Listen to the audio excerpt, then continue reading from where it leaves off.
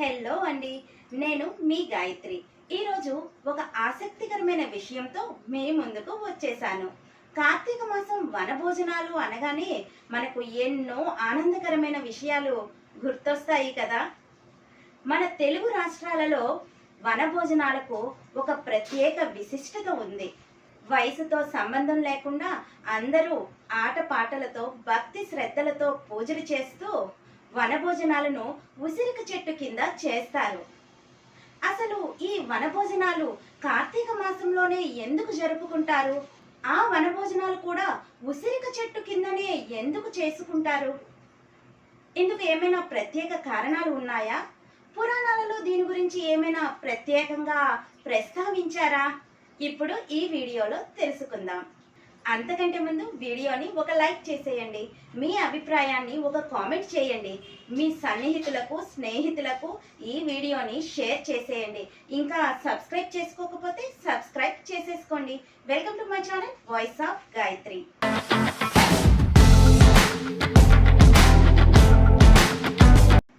మన తెలుగు రాష్ట్రాలలో కార్తీక మాసం వచ్చిందంటే చాలు పండగ వాతావరణం వచ్చేస్తుంది. వనభోజనాల హడావడి ఆరంభమైపోతుంది. కార్తీక పురాణంలో కార్తీక వనభోజనం గురించి ప్రత్యేకంగా ప్రస్తావించబడింది.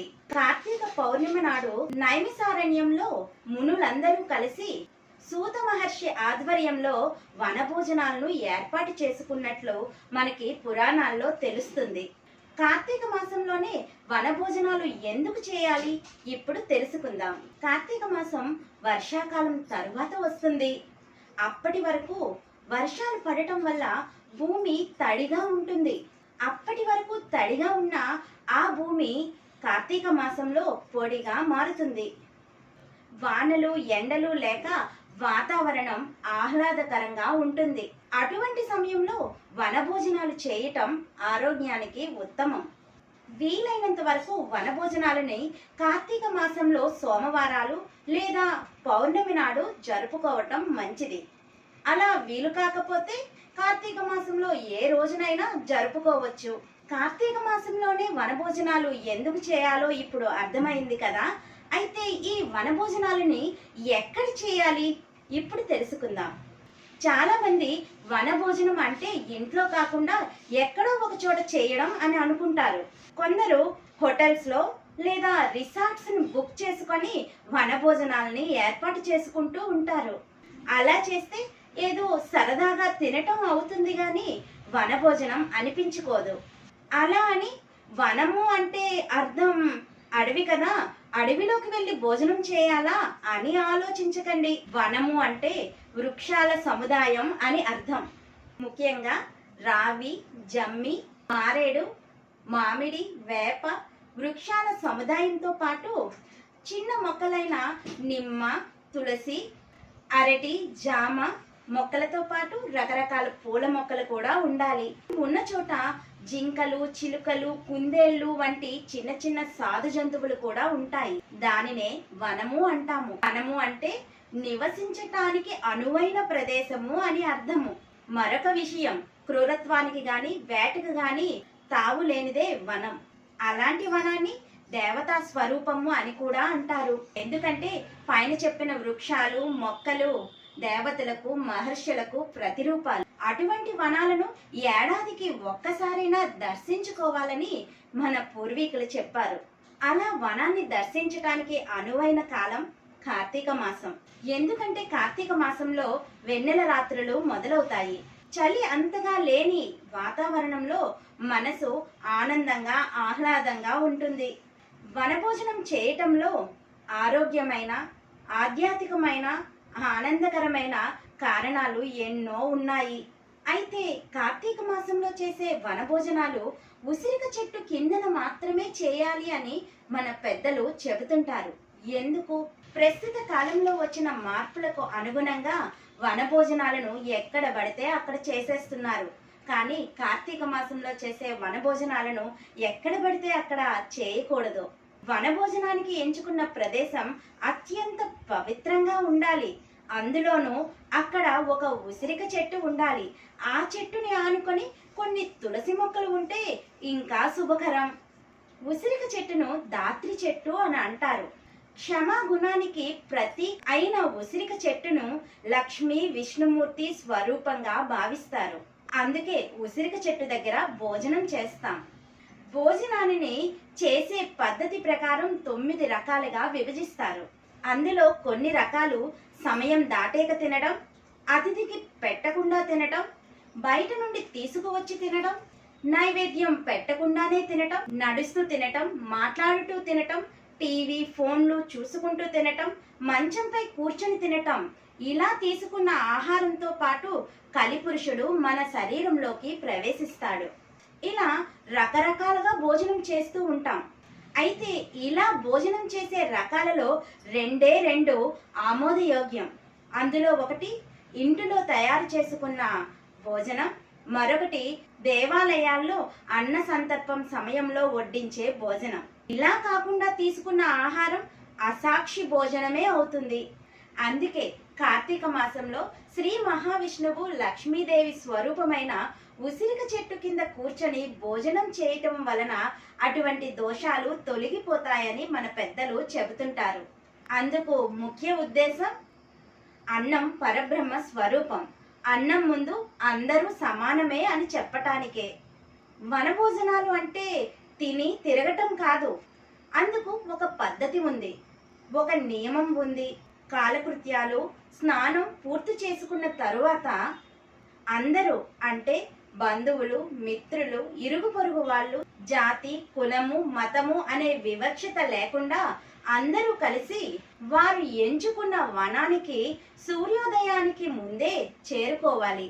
ముందుగా ఒక వటవృక్షం వద్ద ఇష్ట దేవతా విగ్రహాలను ఉంచి పూలదండలతో అలంకరించుకోవాలి. సామూహికంగా కలిసి వండుకున్న వంటను పూర్తి చేసిన తరువాత ఆ పదార్థాలను పూజా స్థలానికి తీసుకువచ్చి దేవుడికి సమర్పించిన తరువాత ఆ ప్రసాదాన్ని అందరూ కొసరి వడ్డించుకుంటూ తింటుంటే భోజనం ఇంత రుచిగా ఉంటుందా అని అనిపించక మానదు. నిత్యం వనభోజనాన్ని చేసిన దేవుడు ఎవరో తెలుసా? శ్రీకృష్ణుడు. శ్రీకృష్ణుడు స్నేహితులతో కలిసి ప్రతిరోజు వెళ్ళేది అదే వనానికి అయినప్పటికీ ప్రతిరోజు స్నేహితులతో చెప్పేవాడంట, రేపు మనం వనభోజనాలకి వెళ్తున్నాం అని. ఎందుకు అంటే వనభోజనంలో ఉన్న ప్రత్యేకతను వాళ్లకు తెలియజేయటానికి. వనభోజనాలు ప్రస్తుత కాలంలో 2 రకాలుగా ఉన్నాయి. ఒక్కొక్కరు ఒక్కో పదార్థాన్ని ఇంటి వద్దనే తయారు చేసుకొని తీసుకురావటం ఒక పద్ధతి. లేదా అందరూ తలా ఇంత డబ్బులు చెల్లించి క్యాటరింగ్ నుంచి భోజనాల్ని తీసుకురావటం. కానీ ఆనందం పంచుకోవాలి అంటే వంట మనుషుల్ని కూడా వనభోజనాలకు తీసుకువెళ్ళకూడదు. మగవారు పాటలు పాడుతూ కూరలు తరుగుతూ ఉంటే ఆడవారు అందరూ తలో రకం వంట వండుతూ ఉంటే ఉన్న ఆనందమే వేరు. పిల్లలందరూ ఒకే దగ్గరకు చేరి చేసే అల్లరిలో కూడా ఎంతో ఆనందం ఉంటుంది. వనభోజనాలకి వెళ్లే ముందు మనం మరొక విషయం బాగా గుర్తుంచుకోవాలి. వనభోజనాలు ఎందుకు నిర్దేశించారో అందుకు మాత్రమే వెళ్ళాలి. చేయకూడని పనులు చేయటానికి వనభోజనాలకి వెళ్ళకూడదు.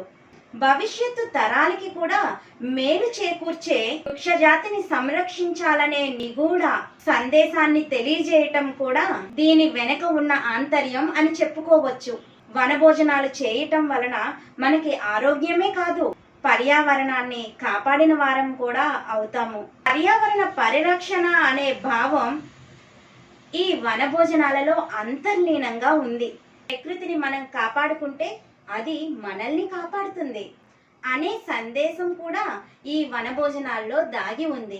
మొక్కలను నాటడమే కాదు, వాటిని జాగ్రత్తగా కాపాడుకోవాలి అని కార్తీక మాసం వనభోజనాల ద్వారా ప్రతి ఒక్కరికి తెలుస్తుంది. అంతేకాదు ఇలాంటి కార్యక్రమాల్లో పాల్గొవటం వలన నాయకత్వ లక్షణాలు వృద్ధి చెందుతాయి. కేవలం ఆంధ్రులు మాత్రమే కాదు, దక్షిణ భారతీయులు కూడా వనభోజనాలను ఆనందంగా జరుపుకుంటారు. వనభోజనాలలో భాగంగా ఉసిరిక చెట్టు కింద భోజనం చేయటం వలన ఆరోగ్యకరమైన ప్రయోజనాలు ఎన్నో ఉన్నాయి. ఉసిరిక చెట్టు నుండి వీచే గాలి వలన మన శరీరంలో ఎన్నో రుగ్మతలు తొలగిపోతాయని ఆయుర్వేదిక డాక్టర్లు చెబుతున్నారు. మనం నిత్యం తీసుకునే ఆహారంలో ఏదో ఒక రూపంలో ఉసిరికను తీసుకోవటం వలన మనం మరింత ఆరోగ్యవంతంగా తయారవుతాం. చిన్న ఉసిరికాయ తింటేనే చాలు, మన శరీరం ఎంతో కాంతివంతంగా తయారవుతుంది. సంవత్సరంలో ఒక్కసారైనా ఉసిరిక చెట్టు కింద కూర్చొని భోజనం చేయాలని అందుకే మన పెద్దలు చెబుతుంటారు. కార్తీక వనభోజనాల వలన మరొక లాభం కూడా ఉందండి. ఇవి స్నేహాన్ని, సమైక్యతను పెంపొందిస్తాయి. ఆహార పదార్థాలను అక్కడ పంచుకొని తినటం వల్ల భిన్న రుచులను ఆస్వాదించడమే కాదు, నచ్చిన వంటలను నేర్చుకోవటానికి అవకాశం లభిస్తుంది. మన రోజువారీ జీవితంలో ఎదురయ్యే చిరాకులకు, పరాకులకు దూరంగా ఉండి అందరూ కలిసిమలిసి ఈ వనభోజనాలు చేసుకోవటం వలన మనకు ఒత్తిడి తగ్గుతుంది. వనభోజనాలను పెద్దల కంటే పిల్లలు ఎక్కువగా ఆనందిస్తారు. భోజనం చేసిన తర్వాత తిన్నది అరగాలి కదా, అందుకే ఆటపాటలకు ఇక్కడ ప్రముఖ స్థానం ఉంటుంది. ఈ ఆటపాటలతోనే కొత్త స్నేహాలు, కొత్త పరిచయాలు కలుగుతాయి, కొత్త సంబంధాలు ఏర్పడతాయి. కార్తీక మాసంలో ఏర్పడిన ఈ కొత్త సంబంధాలు బంధుత్వంగా మారటానికి ముందు ముందు మాఘమాసంలో ముహూర్తాలు రెడీగా ఉంటాయి. ఒక రకంగా చెప్పాలి అంటే ఈ ప్రపంచంలో కార్తీక వనభోజన ప్రదేశానికి మించిన మ్యారేజ్ బ్యూరో మరొకటి లేదు అని చెప్పటానికి ఆశ్చర్యపోవక్కర్లేదు. మనం ఉంటున్న ఈ ఆధునిక ప్రపంచంలో, మన ఉరుకుల పరుగుల జీవిత ప్రయాణంలో ఒకరోజు మన పనుల నుండి బయటకు వద్దాం. ఫోన్లను దూరంగా పెట్టి అందరం కలిసి వనభోజనాల సమయంలో మాట్లాడుకుందాం, సరదాగా సమయాన్ని గడుపుదాం. ఈ సంవత్సరం మీరు కార్తీక వనభోజనాలకి ఎక్కడికి వెళ్ళాలనుకుంటున్నారో కామెంట్ బాక్స్లో కామెంట్ చేయండి. ఈ సంవత్సరం కార్తీక మాసంలో వనభోజనాలకు మీరు కూడా వెళ్ళి మీ సమయాన్ని ఆనందంగా గడిపి ఆ ఆనంద క్షణాలను భద్రపరచుకోవాలని మనస్ఫూర్తిగా కోరుకుంటున్నాను. అలాగే పర్యావరణాన్ని కూడా కాపాడుతారని భావిస్తున్నాను.